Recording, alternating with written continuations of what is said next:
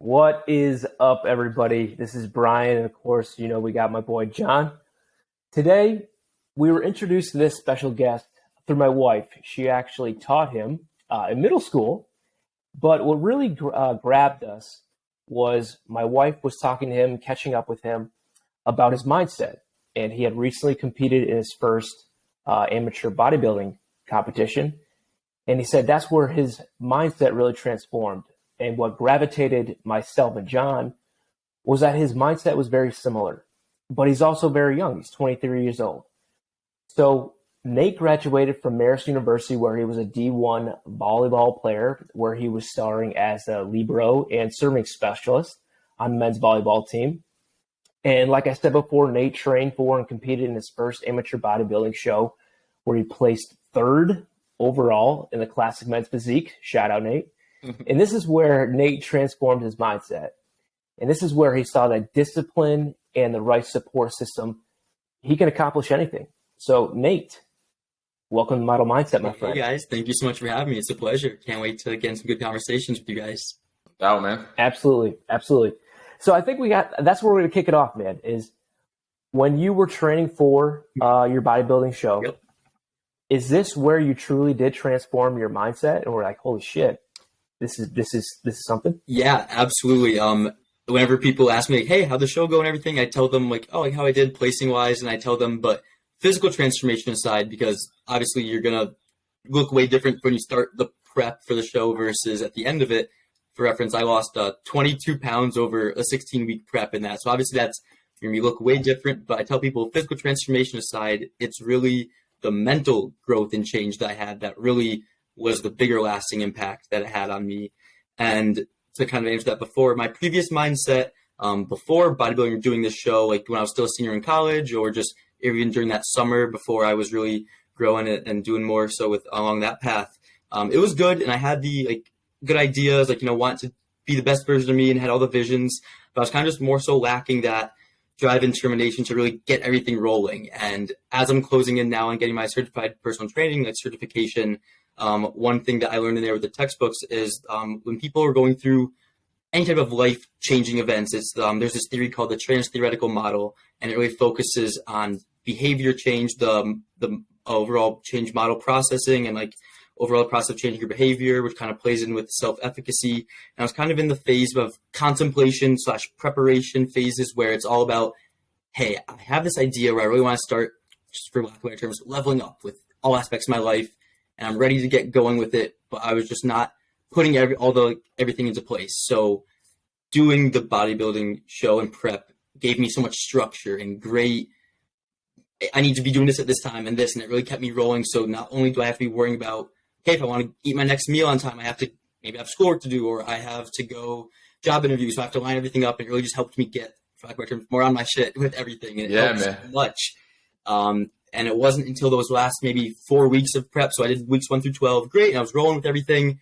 Then I really started getting hit with the wall, so they call it, because your carbs are getting depleted. You're only having to do more cardio, but you're eating even less. So it starts rolling and rolling. So then your little day-to-day things that maybe don't bug you, all of a sudden little flies go in your face, and little things just start annoying you more because you're just so much more demand on your mental and physical aspect. And those last 4 weeks is really where that good cultivation of that growth mindset really started to occur.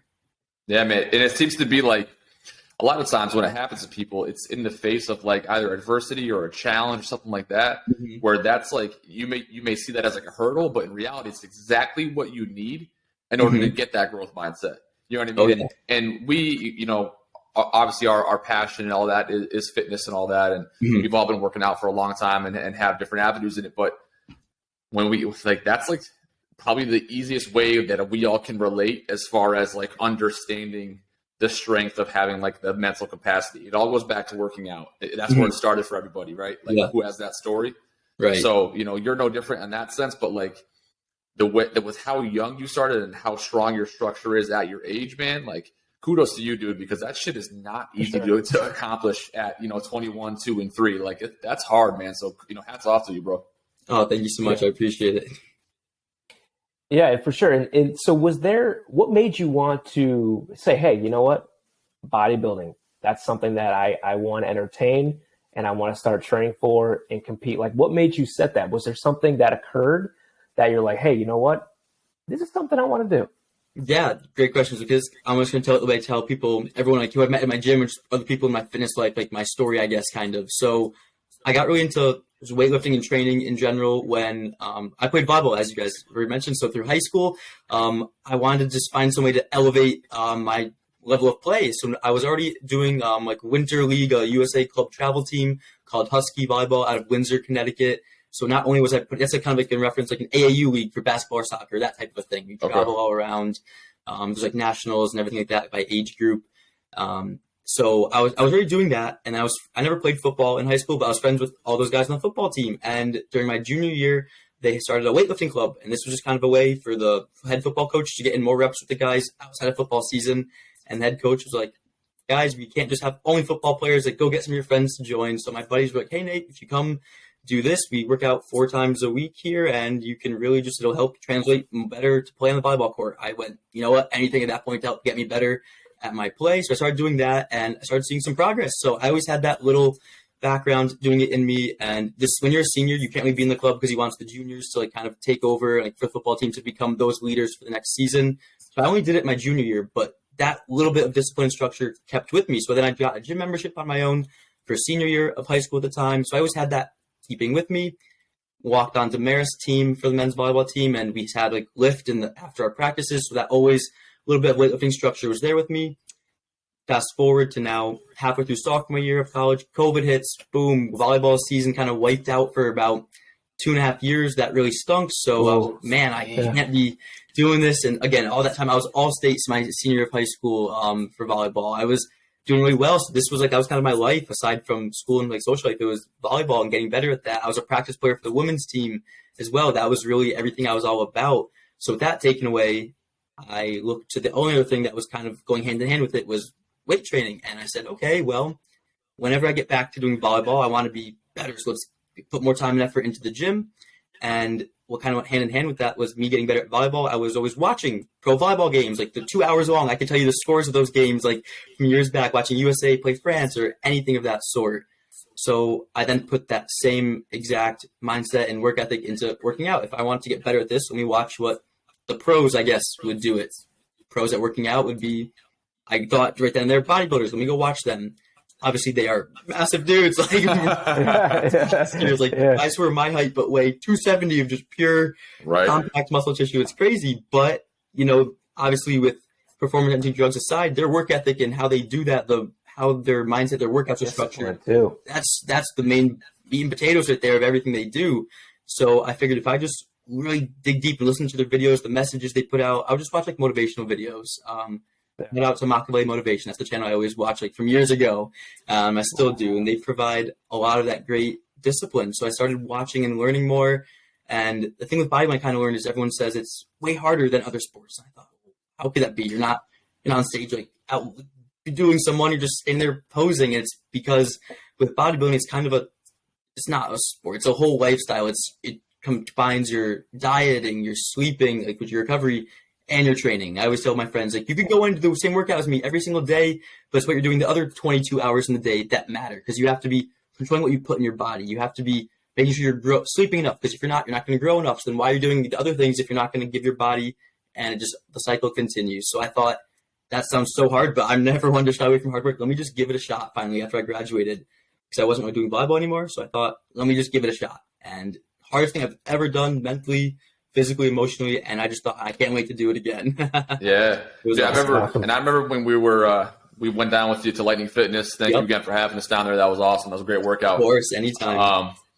I remember you talking about like kind of how like your social life has adjusted a little bit too, because the way you prioritize things while you were getting ready for your show and your competition. It was like, hey man, come out tonight or whatever like that. You're like, but I got to get this amount of sleep, or I got to do whatever it is. I got to be ready for tomorrow at 7 a.m. or whatever it was. And like, how hard was it to learn to structure time as well? Like, obviously planning like workouts and things and all that, getting those things in meals, all that stuff like that. But all of it goes into, and it's encompassed by time. So did you ever have a hard time like balancing, like, okay, it starts here, it ends here for your day, or that's still like a growing thing for you? How does that work for you now? Yeah, so at the start of prep, I was kind of more lackadaisical with it. I was like, oh, let me just get at least like 7 hours of sleep. So I'd kind of be like, some nights I'd stay up till 1, and I'd be like, okay, I have to sleep down until like 8:30. But if I had things get done early in the day, I'd kind of, throw a monkey wrench in the whole system. So, because then again, I have to get my certain amount of meals into the day too, because you got to hit the macros, or else if not enough protein, what am I even doing all this for? That's like, it all ties with it. So as I got further down to prep and really learning that, man, this stuff does take a big importance. I had to really start dialing it in more, as you mentioned, John. And I think it was about after the first 4 weeks, most bodybuilder prep periods, like standard ones, are 12 weeks or 16 weeks. It kind of really plays into your starting point, how comfortable you are. Like with doing one, it was my first one ever. I wanted to make sure I took every precaution out there. So I started a little bit earlier. And also, I'm not someone who's naturally super lean, or at least back then, at least. So it was harder. I knew it was going to be harder for me to shed off that weight. I wanted not to have to do a big weight cut, like more at the end. It's going to drain the energy right out of you. So I wanted to do it over a longer period of time. So those first 4 weeks was kind of like, hey, like we're doing this, but I had a little more lackadaisical mindset with it. So once I get 12 weeks out, started dialing it in more, and then tying it in with the social life aspects. It definitely played, putting some restrictions on that. I think I had to miss one of my really good college friends' birthday party, and it took a lot because I had to have some really good understanding friends, not to be, because they know me as a person. I would never skip that just to be like, oh, I don't want to go. Like that's what never be the end. So I have some really understanding friends. I was even on prep for my birthday, August 16th, and I'm a really big social person. I would love to see all my friends on my birthday. That's what I tell everyone. And I think I had to tell people, hey, I have 20 minutes. I can come see you, and this is going to be when I'm drinking my pre-workout before I drive to the gym because I have to get this stuff done. And I think they looked at me like I was crazy. I don't blame them at all, but looking back on it, it is silly because like to us, like just 20 minutes, that's all you could give me. Right.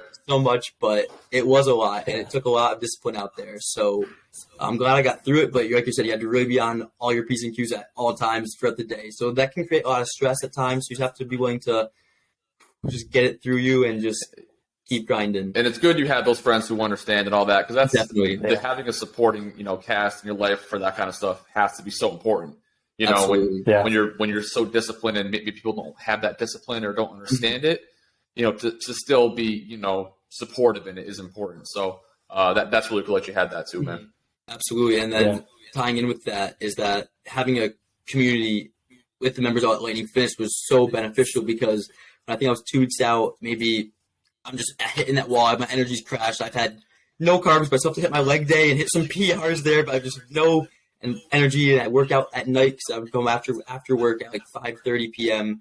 But I just see people in there, and I say, even if I'm feeling like crap, I'll see some of my buddies who understand what I'm going through, and they just give me that, come on, you got it. And they've all gone through a prep as well, or people doing other disciplines like really renowned powerlifters, strongmen, they see it and they respect it. And it's really awesome just to have that uplifting environment. And every time I go in there every day, it's like, how can I not want to just leave there and just crush my goals and better myself? So it's so awesome having that community.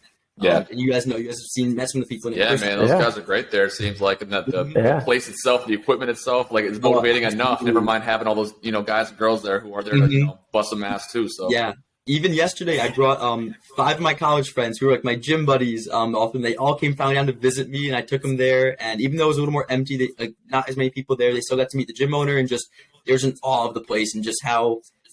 No many times you hear about the gym people, like those big bodybuilders who are all scary. Everyone's like, oh my gosh, freaked out. But those are some of the nicest, most genuine people you could ever meet. Right, they just want to better, like they're in there better themselves. Obviously, that's how they got to that point. They just want to share and help anyone else get to those goals. So it was really awesome to kind of show them my world over here. Yeah. And it's really cool. They had the same like reaction to you guys. It was like, this is awesome. Incredible. The most incredible gym I've ever stepped foot into, man, for real. Yeah, and honestly, too, like, look at the Atlas stones that we were lifting. Yeah. 2 dudes came over and were genuinely trying to help us so that we wouldn't break our fingers or hurt ourselves. Or shit our pants. But or shit our pants, because that's huge, but like that's the support. Everyone's looking up, but it's also, you're there to better yourself. Absolutely. You know what I mean? And I think there's a false stereotype with maybe gyms in general or something. Yeah. And it's, people will share knowledge. And when we go there and people are working out, man, I fucking love that everybody's there just working out and getting after it. I love it. And if anyone ever has any questions, dude, I always go out of my way and be like, yeah, sure, no problem. I'll answer anything. I'm not going to go and tell someone something if I see them doing something. I feel like that is a big no-no. But like, they're super supportive. So if anyone has questions, I highly encourage you to go up to someone. that looks like they know what they're doing, because they will help. No doubt. And that is 100%. Lightning Fitness there. Oh yeah. And so I want you to take us through your training. Sure. Because I really want people to understand what you went through. And so I want you to touch on the meals that you were downing. Mm-hmm. I want to know like your macros, because you touched on your macros. Yeah. You know, how your training was structured. Mm-hmm. Okay. Because I think that's important too. And I mean, what you previously were doing from a training perspective to then going bodybuilding. Break that down, because I want to hear that, man. Yeah, absolutely. So I guess prior to graduating with me still being in college, it was a lot, because I was a practice player for the girls volleyball team as well up until senior year. So I had girls practice in the middle of the day. I had my own workout, which would be more bodybuilding, like in the middle of the day. Men's volleyball team practices at night always. So I'd have practice and then team lift. My coach knew know everything I was doing, so he wouldn't make me lift with team lift. I would just be like an additional trainer, just go around and make sure everyone else is hitting their stuff. But it'd be more powerlifting oriented, like fast twitch muscle exercises, strength, and everything of that sort. Not as much hypertrophy focused, which for those who don't know, hypertrophy is more just about growth oriented, just trying to get bigger. And with bodybuilding trials training, it's not like going for how much can I do for one rep on barbell bench. Man, I haven't done barbell bench press in a year and a half, I think, maybe, even because I didn't have volleyball really much at all senior year. So 2 years practically, I haven't done barbell bench. Instead, dumbbells, because it's safer, much easier on the shoulders, and it's much more easier with growth than that. And you're going to work each one on their own, and it's not going to be, you can't compensate as much with the barbell, like have one side help take over. So with bodybuilding, it's more so I want to be hitting this with perfect form, and how am I moving the weight versus how much weight can I move? So that's one aspect with it. So I guess to break down the specific training before that was more so like we're cleaning, we're benching, we're squatting here and deadlifting. And that slowly switched into a 5-day split with bodybuilding, more so with, for me, for my prep, my coach was having me, my lagging part, he knew what I wanted to grow into the show was more so my back, specifically getting more width there, just to help build that frame that you'll see on stage, because being on stage, you want to just take up as much space as you can. So my split was 5 days a week. Prior, the summer before, me doing a little bit of bodybuilding during the summer. I've done 6-day splits. For those who don't know, that's just how many days of the week you're working out. I was doing 6 in a row, resting on Sundays. But as I previously mentioned, it's eat, sleep, train. Sleeping goes hand in hand with recovery. And I kind of just learned that my body, and it's really important to be able to listen to your body, I need 2 days of rest a week. I can't be doing 6, and that's just something you have to be able to learn. Some people, when you're younger, working out, they go, no days off. I go every single day, and I'm just like, oh, and that's how I was too. I wish someone told me that, hey man, you need to grow. Yeah. So doing it but like on those other days that you may be resting from weights, you can still be doing cardio or abs or anything like that. But if you're doing like hard lifting training every single day, you can still grow during that. It just might not be the most optimal way. So my 5-day split, Mondays, it was a pull day, like more so posterior chain. I had a little bit of legs. I had like RDLs in there as well. Then a push day on Tuesday. So chest, shoulders, triceps. And then I had back on Wednesday again, just that was my more lagging spot. So we hit it again. Rested on Thursdays. Then I had a shoulders and triceps day. My chest was like a genetic, more strong point. So we wanted to bring up the shoulders and triceps as well. And then legs. Legs were, most dudes don't really do legs that much. I, for one, loved legs all through school and doing that. Loved it. So I'm more bottom heavy. So I need to bring up my upper body to match the legs. So we only had legs once a week in there. When prep all started, no matter what, I was doing 6 meals a day, from 5 meals and a shake, more specifically. That never changed from 16 weeks out down to peak week, 1 week out. What changed during that time though was either my calories out or the amount of my calories in.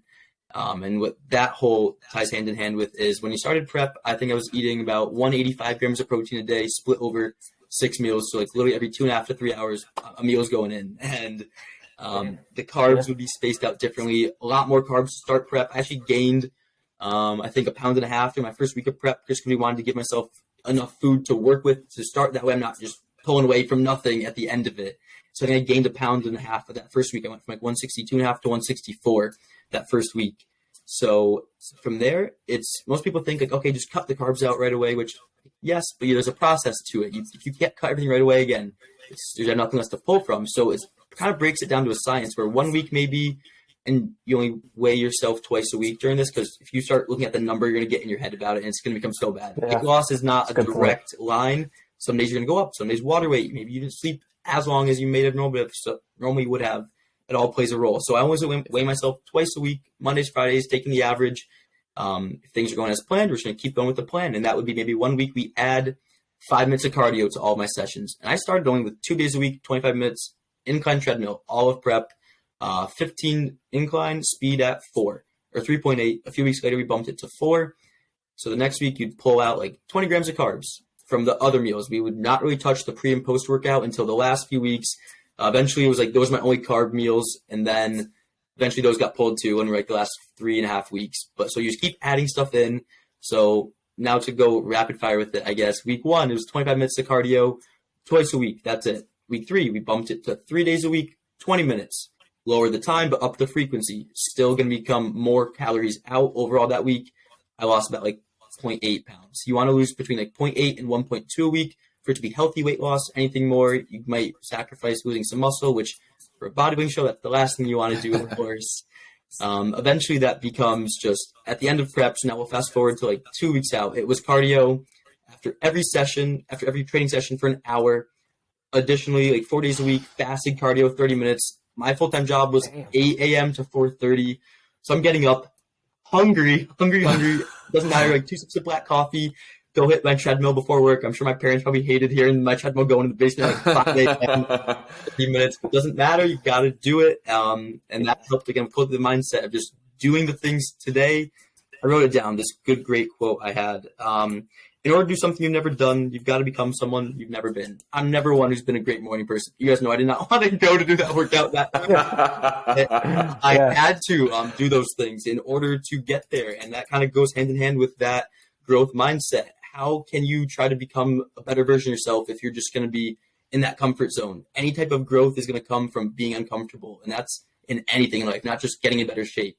Mm-hmm. That's with wanting to become better with your business, better relationships, build anything. It's going to take some new things, which 9 times out of 10 will make you a little uncomfortable, which I've grown to be learning to become more comfortable in those uncomfortable situations.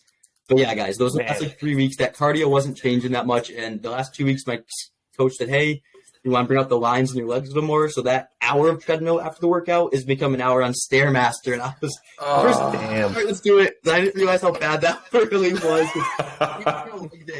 An hour on Stairmaster is just brutal. I was dying on the ends of it. And in those moments, I really started to lean more into it. Like those, like after 40 minutes, when I think I have nothing left, I would just look at myself and just speaking just positive affirmations like, you got this. You are so close. Like you are right there. And those positive self-talks, as you guys know, can make all the difference. Just telling yourself that. Brian, I think you said in a previous episode, writing down some things you're grateful for, some of those things, like just having those positive things throughout your day can really make a difference. See, this is why we had him on. This is why we had Nate on. Okay? Because he is 23 years old. 22, with this mindset. 22. Wow, Jesus. 20, I rounded up. I rounded up. But see, this is exactly it, though. And I think this is important to mention, too, and I think we all agree with this. You have to push yourself both mentally and physically. Because when you push yourself physically, that's when you really challenge yourself mentally. And you push through. And like you said, Nate, you have to get comfortable with being uncomfortable. And that's with life. Mm-hmm. So, I mean, you said it so eloquently with your training. I mean, there were so many points in there where it really pushed you mentally and physically, but you stayed the course. You stayed the course, no matter what. And what's important too, is John and I have talked about, and Gabby had said it too on a recent podcast that we had, learn to say no. Yeah. And like a good example of it, man, is your friend's birthday, as challenging as it was.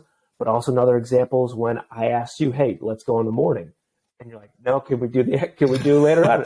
And so but that's what I'm saying. Like, you got to say no. Yeah. We were cool with it. We adjusted to you, you know, but that's exactly what it is. You know, you have to do that. You have to set those boundaries. You know what I mean? Yeah, absolutely. And I think another big thing that I love telling some people, I have a little private Snapchat story that I would do some like motivational talks on there.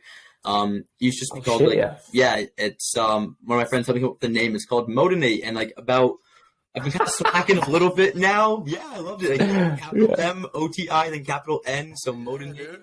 Yeah. It was cool. I loved that stuff. And those talks usually would get posted on like my drive back from the gym. It's only a 4-minute drive back, so I would just say I'm in those moments leaving the gym where like in that euphoric, like I just crushed that, and you just feel awesome. And when you feel awesome, you just want to be able to, at least for me, I want to be able to share that with everyone else. Like had this feeling of how good I feel because I just put in all that work, and you guys know, leaving that gym feeling amazing. Any type of workout. So I would do those little stories, and I have about a couple hundred viewers on there. And even if one person responds to me, as you guys said in your last podcast, even if you guys have one person reach out to you a week, not even that we're fishing for that. It's just if that happens, someone will maybe text me, they'll slide up and say, Nate, like, I really needed to hear this today. Because of that, I don't have enough time, but I went out and did a 2-mile run, and I felt awesome because of it. That makes all the difference. That makes me feel awesome. And the main messages I preach on there, even to guys who I still have friends of mine that are still in college, they're juniors, seniors, whatnot, for my fraternity, you're on the volleyball team, whatever it may be.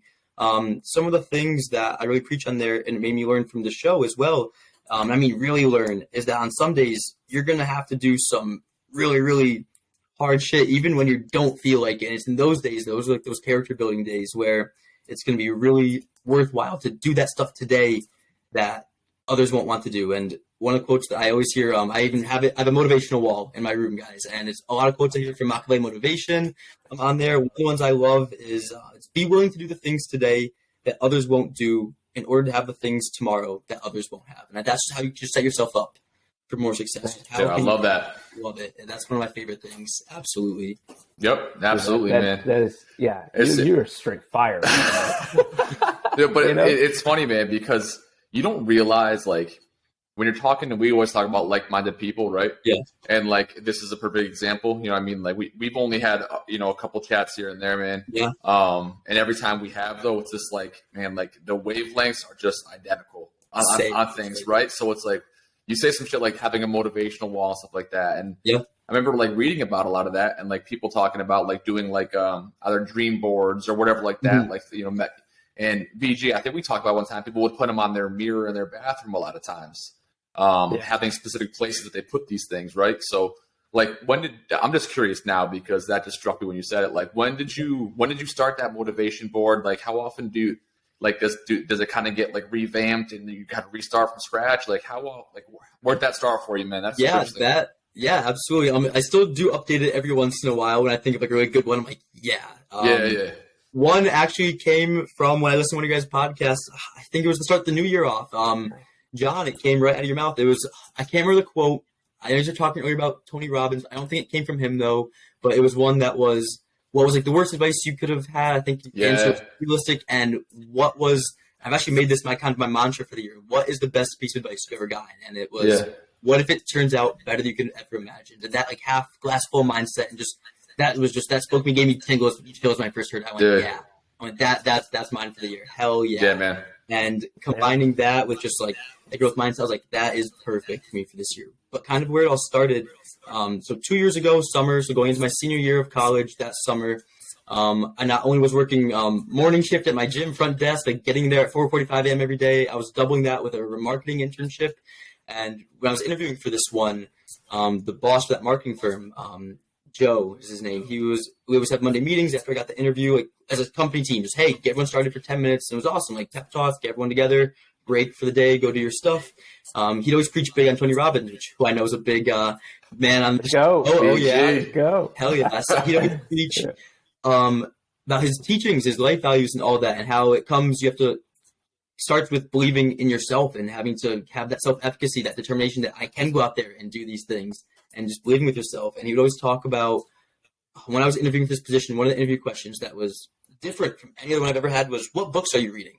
And I was like, ooh, I love that. I read it and I was like, I think my mom sent me a book here in college. I read a really quick one. So I put that in there.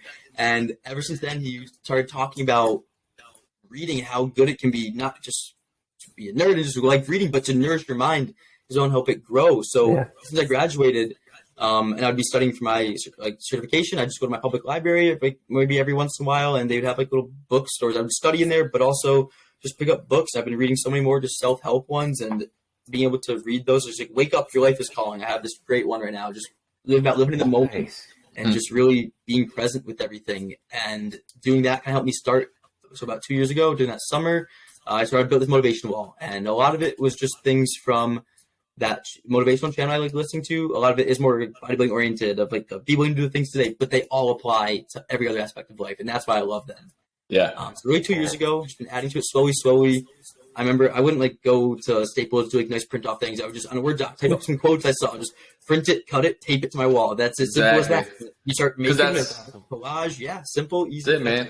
That's great. Like that's like a gritty way to do it, right? And that's kind of like the weightlifting, bodybuilding mantra. Like you got to get dirty and gritty doing shit, and like the old school way of doing stuff like that, man. So I'm glad you do that. That's cool. More people should do that stuff. More people have those dream boards or those motivation boards, quotes. Like my wife got me like a like the desk calendars where you rip it off every day. It's a new thing, but it's all motivational quotes every day. Like so I'm like, I love that, man. Like I love every day, like seeing what's next. Like, I'm excited to like rip it off and see what's next. But like that stuff but those things, man, that can get you through your day. Like that first like part of your day where it's like, oh shit, like do you remember that quote? It's like, all right, well, and then you can look forward to something, and then you're plowing through the day after that, try to get to that finish line. So that's really cool, man. That's really cool.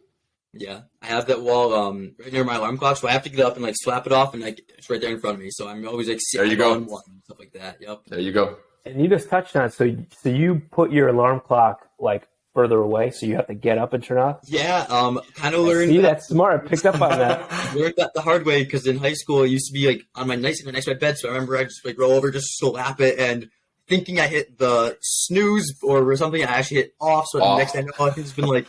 Not a lot, but like 1 or 2 times was enough for me to be like, I'm never letting this happen again. So I somewhere else, you have to get up and like you start hearing that beep and like you want to roll back over, but mine only gets louder, so I have to do it sooner. It's way too loud, so I have to go do it and just get up. And once I'm up out of bed, I'm like, I'm not gonna go back in because I know I won't get back up. Yeah, right. That's smart. And so Nate, you kind of touched on it, but it sounds like you definitely created some habits throughout your training for the competition. Was there any habits that you kept after your competition because you found out, wow, these are super meaningful and I want to continue with this? Yeah. These habits? Definitely. I think the biggest thing that I've kept with me since then is that growth mindset. I think the weekend after my show was when my best friend from college was her 23rd birthday party actually in New York City. So I went there and everyone's telling me, of course, because right after the show, you're not going to go right back to looking how you normally do. I was still, I think, like 10 pounds lighter. So everyone's telling me, like, you look awesome and all that. I said, thank you guys so much. I said, I feel like a brand new person. And they're like, oh, yeah, we can see that. I said, no. I said, on the inside, I feel mentally like a brand new Nate. Like, you guys have not seen this guy yet. And I'm so excited just over the years to show you, like, all this. And I really kept that growth mindset. And now I hate doing New Year's resolutions, like writing it down like that. I think if you want to start cultivating a new life or anything, just why not start today? Like, why wait for January? Like, why not just do it right then and there? So I've kind of been challenging myself and trying to do like one new thing a month, maybe. And so with that is just having that growth mindset of understanding there's going to be a lot of times I'm going to be really uncomfortable, and that's okay, because if I just get complacent with anything in life, it's just going to leave me to be stagnant, and I don't want that in any time, really, because it's also just going to make me become and accept where I'm at in life, which is in a good spot, but just always, just want to be better myself. So in order to do stuff like that, you just have to always be ready to accept a new challenge, be open to it. Like you guys did when you came to Lightning, Atlas Stones. I remember you saying, Bri, this is crazy to me because meeting you guys, I would never expect that a few months ago. You guys might not have wanted to do that. And it's awesome because I've never known that. So you guys have to go in there with, even though don't show it right away, but be like, hey, we're going to do this. I didn't know that you guys were feeling maybe a little nervous about it. It was just ready to roll. And you guys were so reluctant to just, hell yeah, let's do it. And that's awesome. Yeah. So, man, you got to have that mentality of just go. Like, what's the worst that's going to happen, right? Like, like if you do it wrong, guess what? You have people there who, like we did that day, who are going to be like, hey, man, just try this. You know what I mean? And like, there's no sense of being afraid to try anything in life. And like, that's kind of something I've learned, and it sounds like you have too. And BG, I know you have, man. Like, learning, like saying no, yes. Like, learning to say no is a skill, and it should be applied more. But like, trying new things is still something that go hand in hand, though. You can say no to things, but like trying new things is like it's like a different like lease on life when you have a growth mindset, because you're expecting it to lead to new things at that point, right? So like that's where the excitement of it comes in. So trying new things is great. Those stones were fun as hell. They were hard. But that was probably one of the coolest things we've ever done in a gym that's not obviously basic weightlifting stuff. So I'll never forget that. That was fun.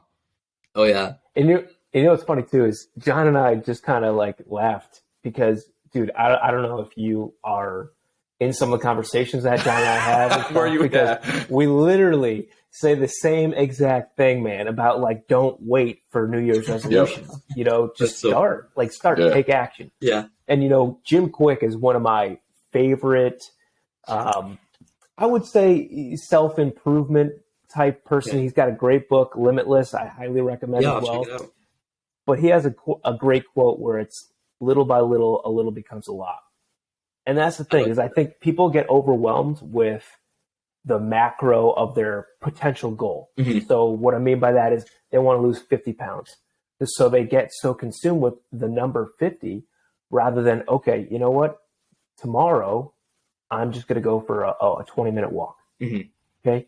Starting little by little, because you're going to take those steps in the right direction. And guess what? When you start incorporating a healthy lifestyle, those numbers on the scale will start to change in your favor. But you can't think about the big number. You got to think about the steps to get to that big goal. You know, you got to break it down simple. Yeah. And so you're touching on everything that we talk about, which is super, super awesome. And also, man, I just got to say this before I even give you another, positive compliment. But your enthusiasm for life, dude, is cool. And I think people tend to lose that.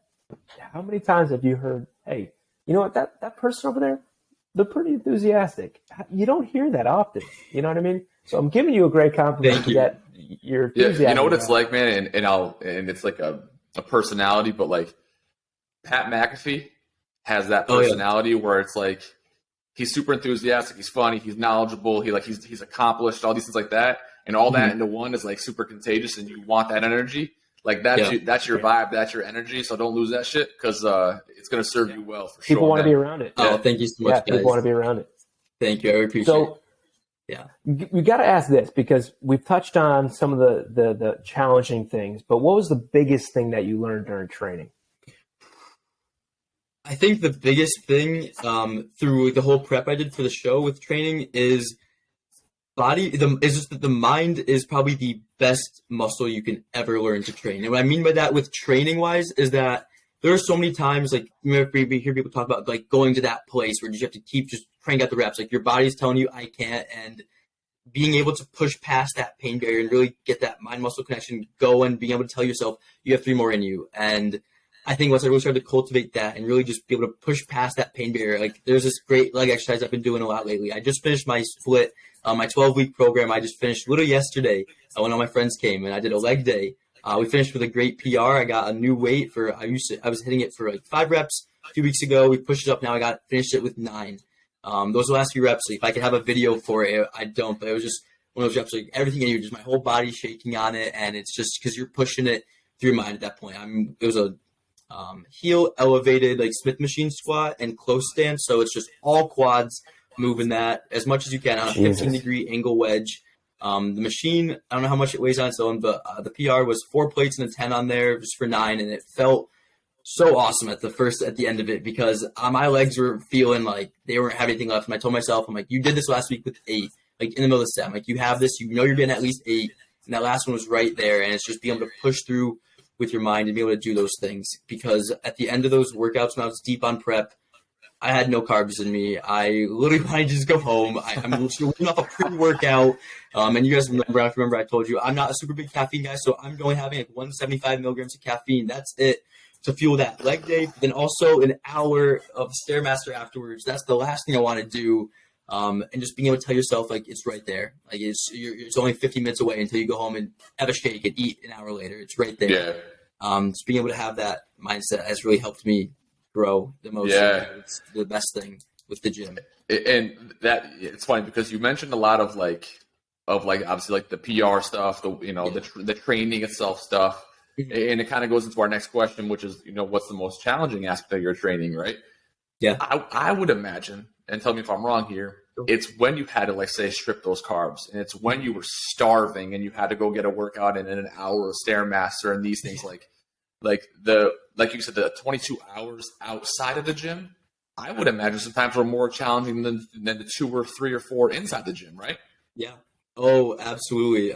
I think those last 2 weeks, my parents and like sister at home were definitely like, just don't even like get in his way with stuff because I like when I come from the gym, I'm like, no one talk to me. I just let me get my food in me, and then I'll be able to have a conversation like how my day went because it was just so much of your body. You're essentially literally starving yourself, kind of. Because my meals all before that, it's not like yes, I ate 4 meals at work, and they were just meat and vegetables though. The meat is not like a steak where there's a lot of fatty stuff in there. No, I'm eating the options were either like super lean white fish that is like 120 calories, that's it, or chicken breast tenderloin at most like 125 calories. Throw in a full serving of veggies, great. You had 175 calories. That's your meal. You can't eat anything again until 3 hours later. So that's gonna hold me over for 45 minutes, and then I'm really hungry. Really hungry because you're such low body fat too. Your body's really going through some like fight or flight stuff in that, and it's only just becoming more physically demanding, more emotionally draining. You also have to be able to, perform through your job. You have to be able to have like you can't be, for the right terms, just point. Yeah, you can't be you can't be annoying your coworkers. You have to be really just still that upbeat person too, and it takes a lot out of you. So it really demands some good mindset growth and just good determination. And then again, for 3 hours later, just meat and veggies again. The pre-workout meal is the same thing. Maybe a little bit of nuts for like minimum like healthy fats in there. Pre-workout, and that's it. I had an intra drink. I think I was drinking that when I was working out with you guys, which is carbs. Yep. That's 100 calories, 25 grams of carbs. That got pulled during my last 2 weeks too. And that was like my lifeline. I always joke about with my coach. That's what thing get me through my workout because that's the only sort of carbs I was having for the day.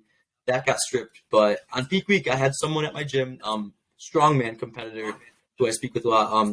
He goes by H. So I was chatting with him, and he came up to me. He didn't know I was on peak week because I was still super upbeat about everything. And he was like, "Man," he's like, "I had no clue." He's like, "You just keep up with that attitude with everything, and that is everything. Being able to cultivate that good attitude, because as soon as you let that negative energy come in, it kind of just goes into everything else." And you're right, John. Sure. 22 hours.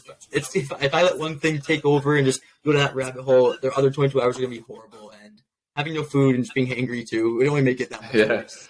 And listen, anyone who's hungry, like you don't got to work out to be hangry, right? And for someone who listens to this and doesn't work out, and they maybe don't understand, hangry and having to work out, like, or being hungry and having to work out, like, it's a different level of hangry. Like, it's just different because it is your body telling you, it's not just your stomach telling you, it's every muscle you're working telling you at the same time, like, hey, dude, you're starving, by the way, just so you know, you're starving. So, hangry kind of hits different when you're in the weightlifting realm.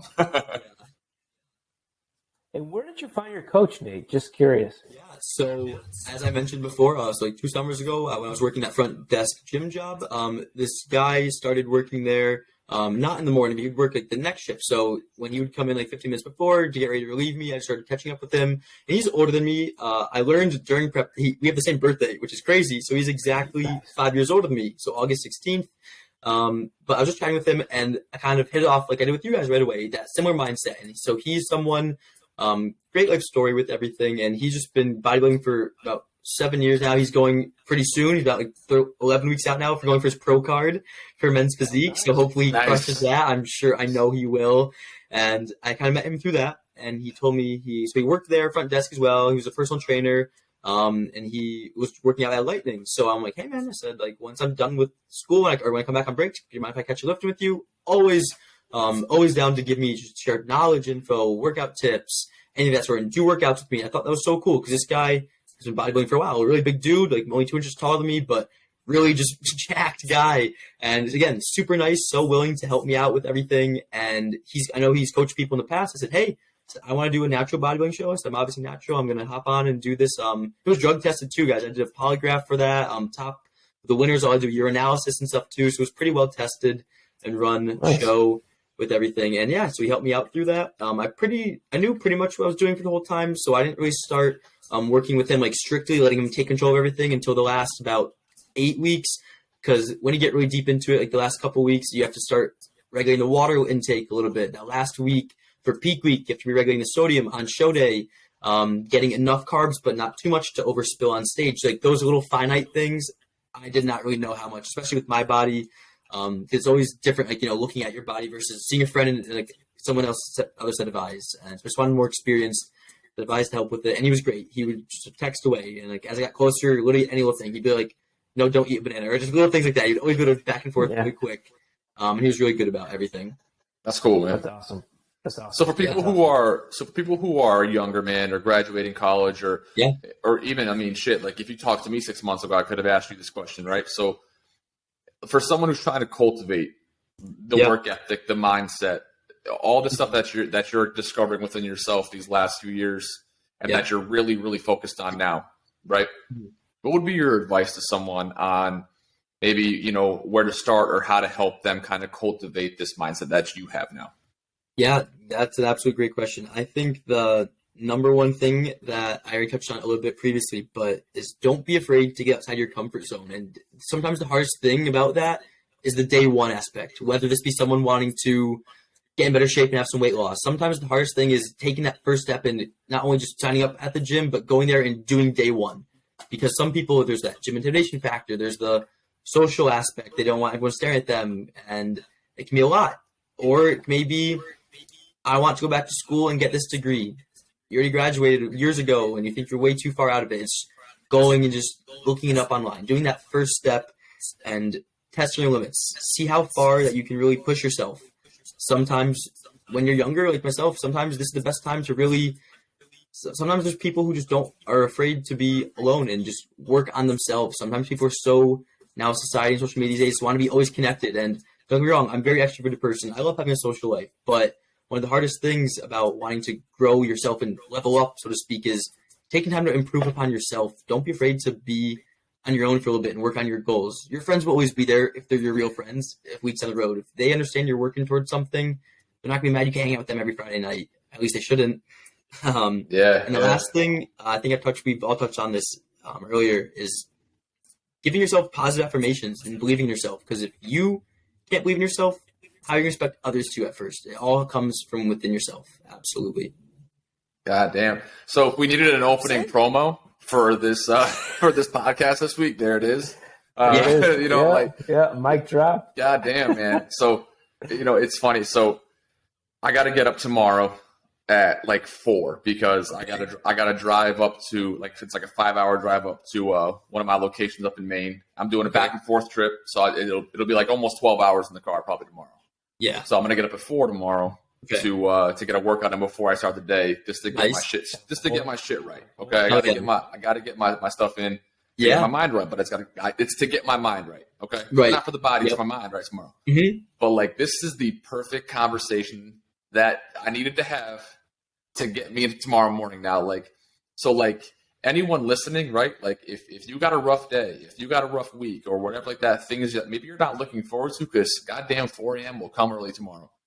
But like, have great conversations with great fucking people, and you will be catapulted into the next day. Because speaking right now, presently where I am, this conversation that we're having, man, is going to help me tomorrow. So already, thank you, because my workout tomorrow, I got deadlifts at 4 a.m. tomorrow, bro. So we gotta get right here. So I appreciate it, man. This is a great conversation. BG, I know you got one more question for him.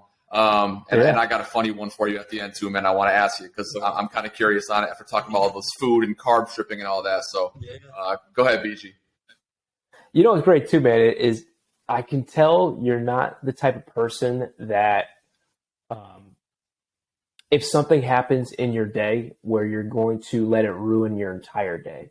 Like, it seems to me, just again, this is our brief interaction, I can tell by your nature that you're not one to let that diminish your outlook on that day. You can still be positive. You can still say, hey, you know what, that might have sucked, but I still got plenty of I still got plenty of day left. Mm-hmm. And that's important. And one of the things that Tony Robbins says is look at the issue or the problem for what it is. Don't paint it out for worse than what it actually is. Mm-hmm. And I think you do a very good job of that. So, okay, I'm done kissing your ass. All right. So, Brad, I actually was even that person during senior year of college. I would totally let those things ruin me. It wasn't until I graduated and stuff. So it literally is kind of again, you guys said like 6 months ago, you might not have done let's do stuff. 6 months ago, I may have kind of let that ruin my day for a little longer. they wouldn't have. So being able to, though, to change that mindset and look back a year ago, be like, wow, I really was totally different then. It's so cool because I haven't looked back since. And it's so good to be able to understand that and be able to like give yourself a pat on the back every now and then. Be like, yo, I have done that and we're moving forward. It's so exactly. Awesome. Yeah, man, no doubt. Well, I appreciate that honesty too, man. I appreciate that. So I got to ask, what are your future goals? Of course for fitness, but also, personally, what other goals are you kind of, outlining as well?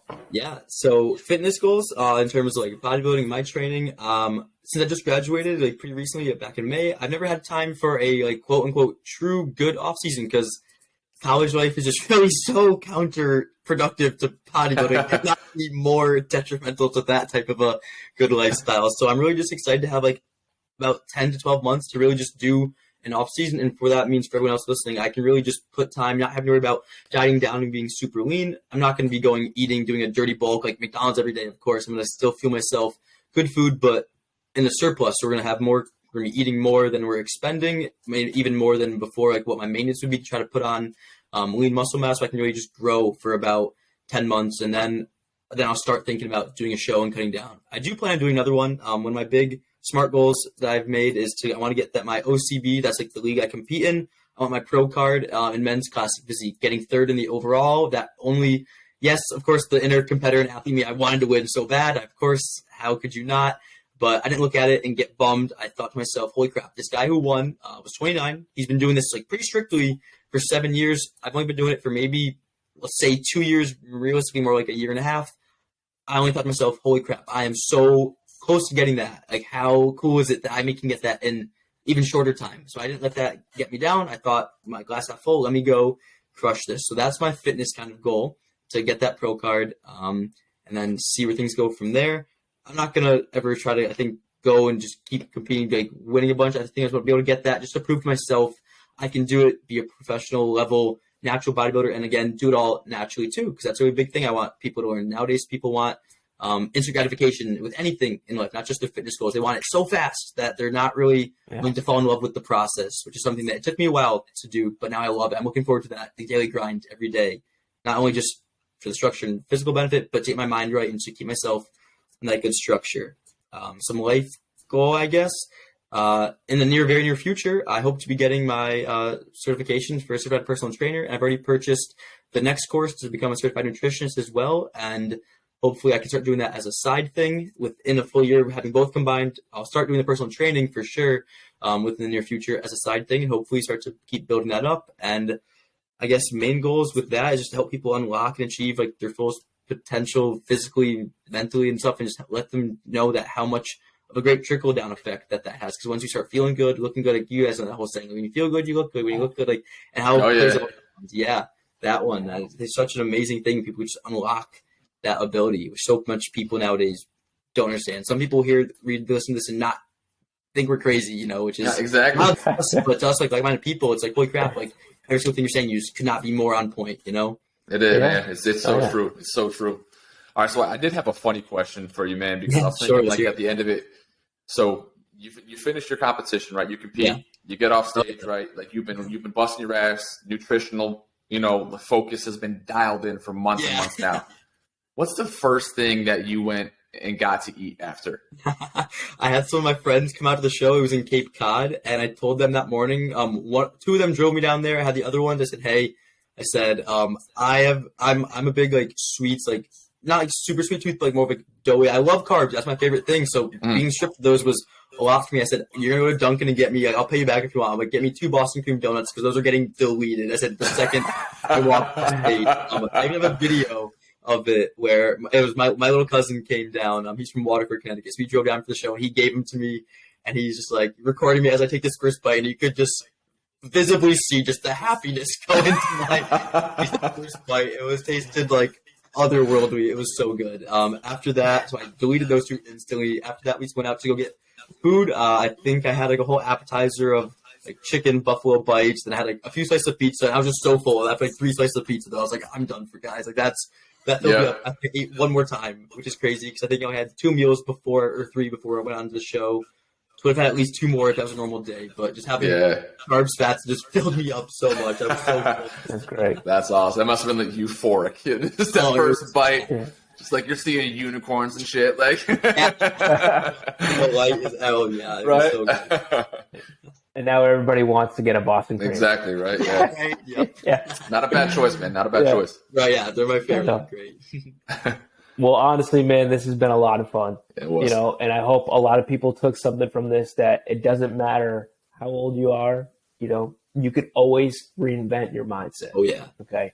And you got discipline, but it always starts with action. Mm-hmm. Okay. So, Nate, do you want us to promote the Motivate? Was it Motivate?